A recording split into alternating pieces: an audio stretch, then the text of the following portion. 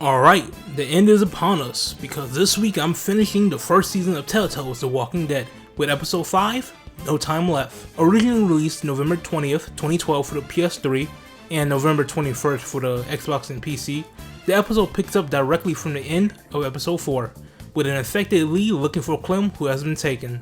So take a seat, and let's finish up Lee's story. With that being said, let's hop into the last episode of the season. Run it!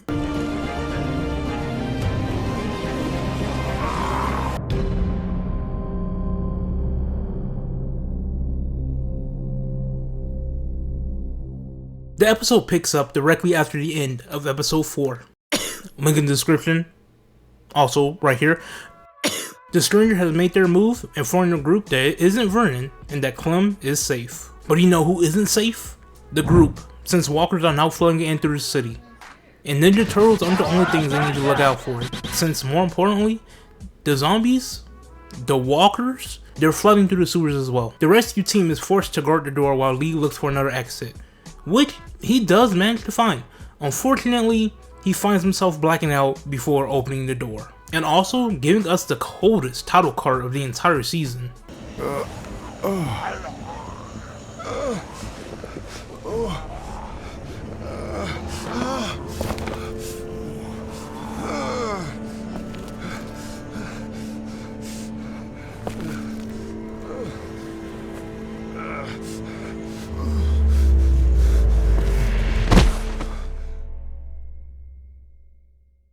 Waking up right before the team cuts his arm off. They were going to cut it off in hopes of either stopping the infection or at the very least slowing the infection down. The question of whether or not to become a cripple is left in the hands of the player. Pun intended. I decided not to. Lee managed to recompose himself and is able to finish opening the door, leading the team to a ladder to the roof of the building. Also blacking out on his way up the ladder. Nigga got that Nathan Drake look, cause truthfully, that nigga should have fallen, or at the very least, fucked up his leg / shin. But nah, he too much of that nigga to let anything stop him. Getting to the rooftop, Lee comes up with a plan to use the bell to alert in the walkers to clear the path for them to return to the mansion. The plan works, and Lee does his best Ethan Hunt impression to get across a gap.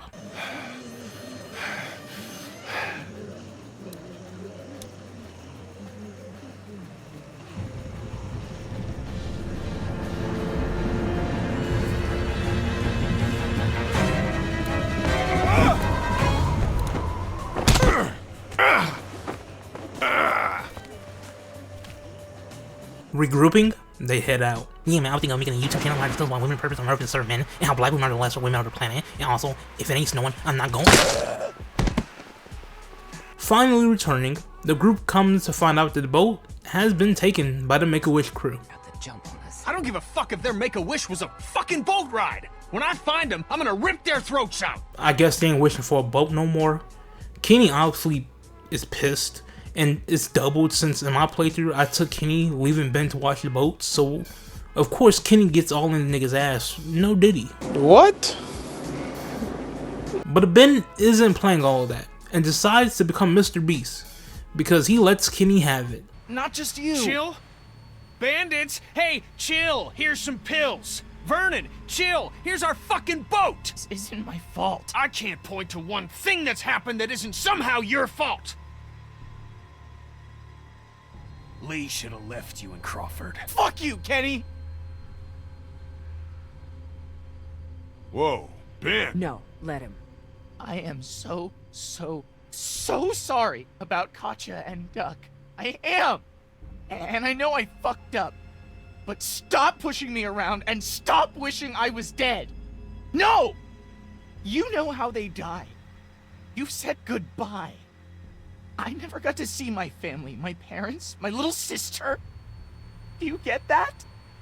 Your family is gone, but at least you had them to lose.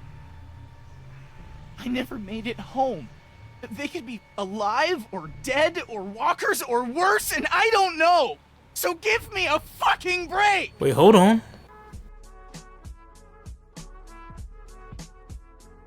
Yeah, these niggas' rent was due. Oh, also, Duck's name, he's actually named after Kenny, making him Kenny Jr. They just call him Duck. Fun fact. Before any more character development could happen, the group is taken siege by walkers, forcing them to try and defend against the horde.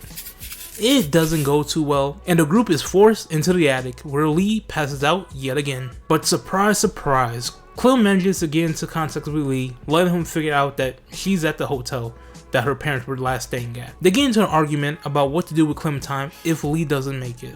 To die because we were stupid. I'm sorry, okay? Fuck, we can't do this! We're gonna have to. Ah!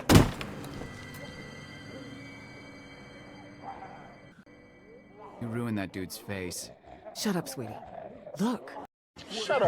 They discover that the wood is rotted out, so they just decide to make a hole to the adjacent building and leave from there. While working on the hole, Lee chats it up with Krista and Omid, making jokes. For you, I would have been scared shitless. If you were me, you'd be a foot taller. Hey! And about 50 pounds heavier. You, wouldn't get scared as much. With your arm and my leg, I'll cripple fight you right here, buddy. I would have had to chop this one off for you to even stand a chance. Talking about how he feels. Think it matters much now. I'm losing a lot of feeling in it. Really? Yeah, it's hot, like when you break a bone. But tingly, like it's asleep. And overall, coming up with a plan with what to do with Clem. I want you guys to take her. Stop it. I'm serious. I'll be safe and relatively happy with you two. We're not doing this right now. Krista, listen to him. It's what I want, okay? They make it to the next building, and after some thoughts on the situation in front of them, Lee finds an escape, which they all take and make it out safely.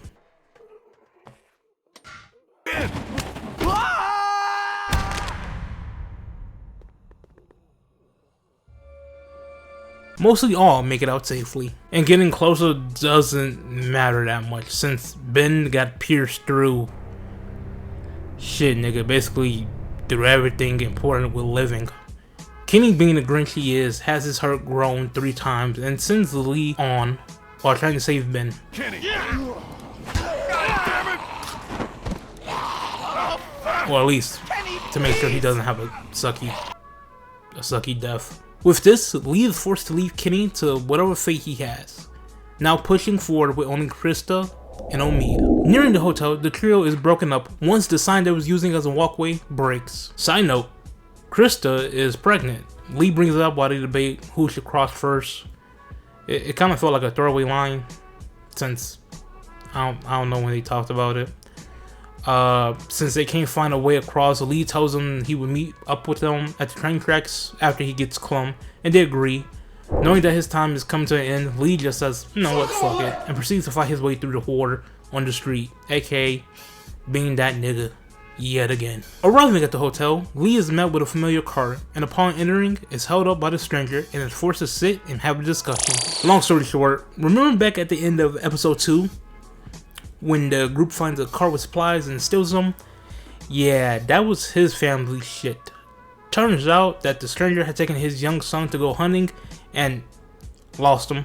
He returned to his family without the son. The mom was devastated, so they went to go look for him, but they didn't find him. And we also robbed the nigga, but they didn't find him. So after some time of straight starving, the woman just says fuck this and ended up taking the daughter and leaving. But they didn't get far since the stranger found them dead a day later in the street. So he then proceeds to cook Lee and all the decisions he made up until then. And by he, I meant us. The stranger was listening in through the walkie-talkie, so he's just throwing all your choices back in your face. While talking, Clem manages to get the drop on the stranger, leading to Lee and the strangers fighting it out. Lee starts to choke the nigga out, but I decided to let Clem get the last hit in. Also, my hand was starting to cramp up, so I just said, I didn't know if I needed to keep hitting X. Details weren't clear. Instructions weren't clear. Son of a bitch! Just go away! Die! Headshot. With Clem saved, Lee uses the guts of a walker to rub on Clem to blend in with the horde outside. The nigga all in his guts. Literally, like, Shit gone crazy. Exiting the hotel, Clem sees her parents, who are now walkers. That's a hella big coincidence, given the fact that it has been almost 4 months since the outbreak took place, and you're telling me that as a walkers, they stayed in one place at this time? Okay. Before Lee could say anything, he passes out, leading to Clem hauling him into the nearest building and locking themselves inside, where Lee handcuffs himself to a radiator and tries to get Clem to safety before he turns, and helps her get rid of a walker for the last time.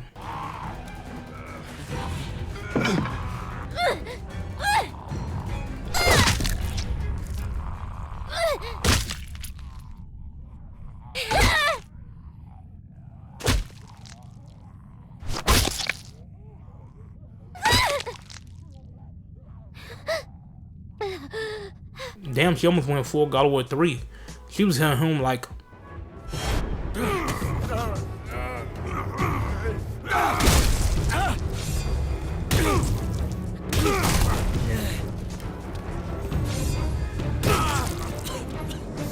With time almost up, Lee leaves Clem with some words of not only wisdom, but also courage. And the final decision is to be made. Leave Lee to turn, or put him out his misery. And of course, I couldn't have Lee turn into a walker. I'll miss you. Me too.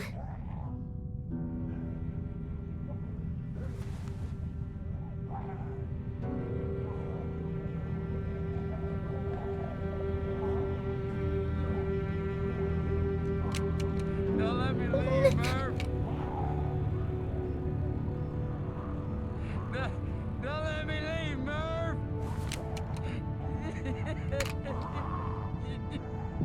No!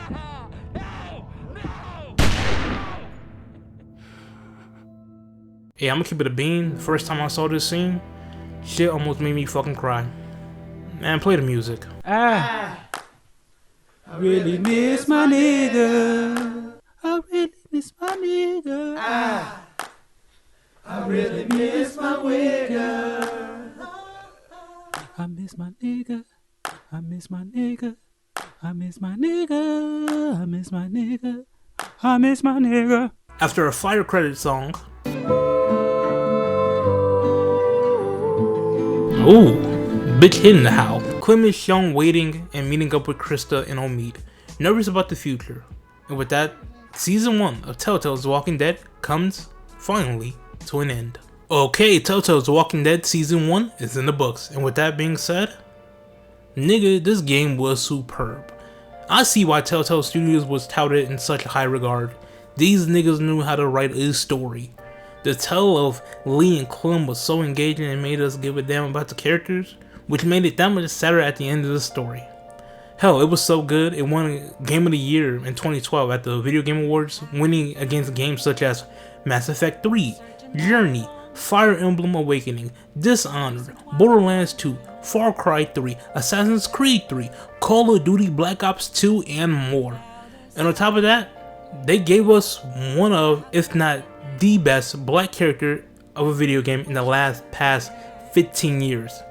Shit was amazing. It was awesome. With that being said, it isn't a gameplay focused type of game, so if you don't care for stories, this might not be your cup of tea. But you should try anyway, since shit, they got the whole sale on it. The whole sale. They got like a bundle of the definitive edition. That's what I played. It's like you can find it for like 20 bucks on sale. It's usually like 40, but whatever. Yeah, I'm gonna be working on doing season 2 sometimes in the next couple of months, but in reality I will be starting Assassin's Creed and trying to finish it out before the AC Black Assassin's Creed Shadows come out, so it's gonna be sometime before or nearing then. Oh, and I also won't be taking multiple years to finish it, so congratulations. And with that being said, the galaxy needs me. Farewell. And mind are free for you to draw. I'm a shapeshifter, have no face to show. Please don't take off my mask, my disguise.